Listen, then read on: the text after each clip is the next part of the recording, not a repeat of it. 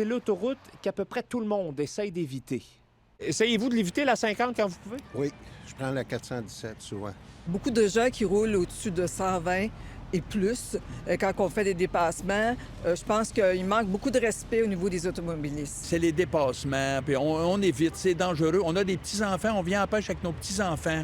Puis je vous dis, tout le long, on est aux aguets. 28 collisions mortelles et 47 avec blessés graves sont survenues sur l'autoroute 50 entre 2019 et 2024. La vitesse est en cause dans le quart des collisions, alors que la moyenne sur l'ensemble des autoroutes de la province est de 16 %. Dans une proportion presque semblable, on retrouve les dépassements illégaux comme source d'accidents, alors que la moyenne québécoise est de 6 %. On met plusieurs mesures en place.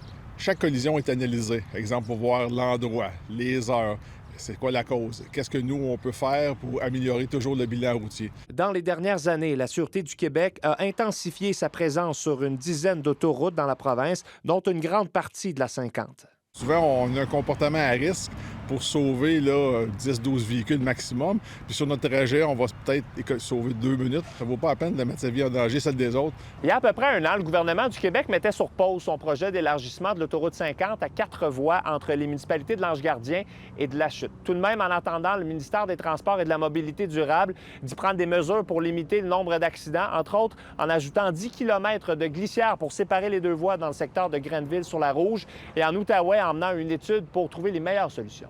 On veut avoir vraiment le portrait complet, si on veut, de l'environnement routier pour savoir quel type de glissière on mettrait, où ce serait, est-ce que la glissière est toujours appropriée ou quelque chose d'autre pourrait être vu.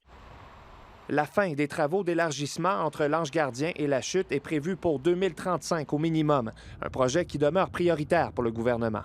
Ici Patrick Foucault, Radio-Canada, Gatineau.